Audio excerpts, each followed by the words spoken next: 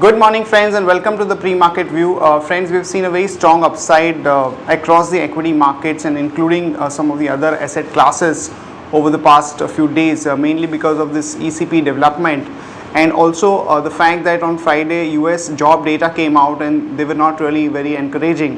So US markets were actually flat, but we are seeing continued positive sentiment across the European markets. They were up about 0.25 to 0.5%.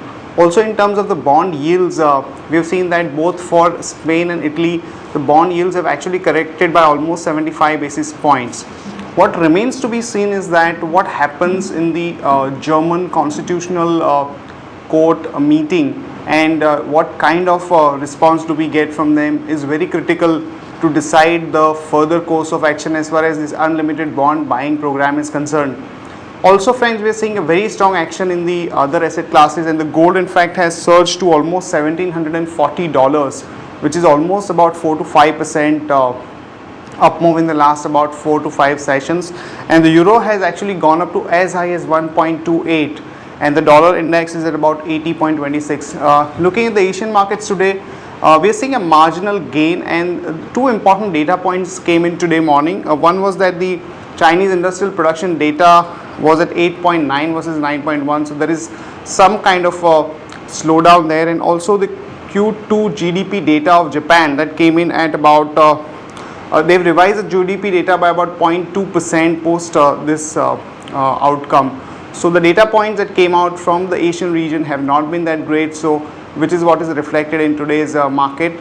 In terms of flows friends, on Friday we had seen a net buying by the FIs in the cash market of about almost 515 crore, and the domestic institutions were also buyers to the tune of almost 218 crore. So the net buying in the equity market on Friday was huge at about 730 odd crore. On that note, let me invite Shaival to take us through important F&O cues and the strategies that we could look at. Hi Shaival, good morning. Good morning. We've seen a good upside in the market in the past about 2 to 3 sessions, but there's no runaway upside as such. But what's your take on the basis of the important levels around which the open interest is built up? See, first of all, I'd like to draw your attention towards the FIs flow. In Friday's trades, FIs were net buyer of around 3,300 crore, which is a huge amount in this series. As well, in the special trading also, we have seen that FIs were net buyer of around 45 crores. The PCR ratio has been showing a good activity. Now from the mark of 0.90, the PCR ratio has jumped to 0.97, which is a good thing. And generally what we have observed is whenever the PCR ratio is near say 0.9 or say 0.92, we have seen some sharp bounces in the market, and that we have been seeing in the market in last 2 days. Now what we have seen is that 5,300 put option stands with the highest number of shares in the open interest, that is around 63 lakh shares, whereas on the call side 5,400, 5,500 and 5,600 call option stands with more than 65 lakh shares in the open interest.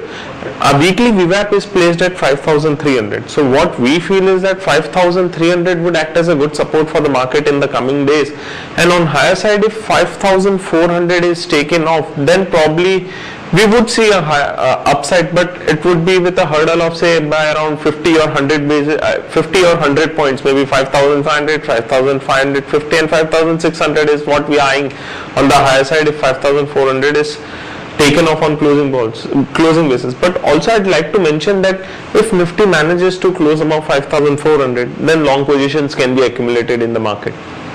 Right, Shaival, any interesting strategies that you can share with us in the current scenario? See, in current scenario, we have initiated 2 strategies. One is on the ICICI Bank and one is on the Nifty, the butterfly, which we have initiated. The strategies are still open. Apart from that, on intraday basis, if one wants to do something as a bias for the market is positive, we are trading above the VWAP. One can go long on Ambuja Cement with support of 188 rupees 10 paisa, Bata India with support of 887 rupees 75 paisa, and Dena Bank with support of 87 rupees 75 paisa. Right, Shaival, thanks a lot for the update. Friends, Friday was a very strong session for our markets, and there was a pop of almost 100 points, and also the flows were very strong at about 730 odd crore. What remains to be seen is how the Eurozone markets move over the next few days, and also important data which are going to be lined up both in terms of the IIP data and more importantly the inflation and the RBI policy meet. The future course of course would depend upon the outcome of these meets, but the sentiment has definitely turned positive and the risk on trade across the asset classes is continuing, which is good for our markets also. Talking about the companies that have hit the news today, first of all friends, on Pantaloon Retail, Aditya Birla Group's entity Peter England is likely to buy the retail business of Pantaloon, and the ratio has been fixed at about 1:5. So this could have a positive effect on the Pantaloon Retail. One can go long there with a stop loss of 141 and a target of 148 to 151.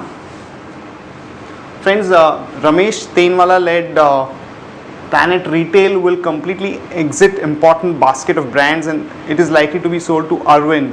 So one can go long on Arvind with a stop loss of about 65.5 and a target of about 69 to 70.5.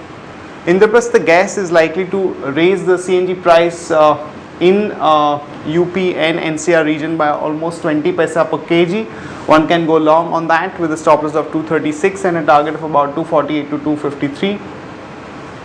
Friends, Cipla, which is essentially having a strategy of marketing through the strategic partners in US and other markets, has decided to market some of its own product in the US, and we've seen that the pharma sector as a whole has been doing well, and Cipla in particular has done well in terms of operational performance as well as stock price.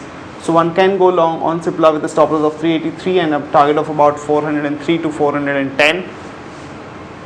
Bharti Airtel, the news is that the Infratel, which is likely to file a draft prospectus to raise almost 5,000 crore through IPO.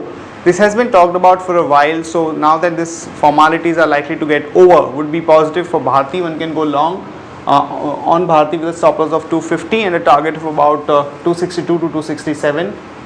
Friends, Hess Corporation has agreed to sell a minority stake in the oil fields in Azerbaijan as well as one associated pipeline, which would be a marginal positive for ONGC. One can go long with a stop loss of 271 and a target of about 285 to 290. In case of Deccan Chronicle, the board of directors have approved the CDR or the debt restructuring program. So this could have some positive rub off on Deccan Chronicle. One can go long with a stop loss of 14.2 and a target of about 14.9 to 15.2. And in case of MTech Auto, the company is likely to raise the funds through FCCB, which are going to be convertible at around 103 odd levels for a 5-year tenure. So this is positive for MTech India. One can go long with a stop loss of 97 and a target of about 102 to 104. That's it from all of us, friends, on the news front. Have a nice trading session. See you tomorrow at the same time.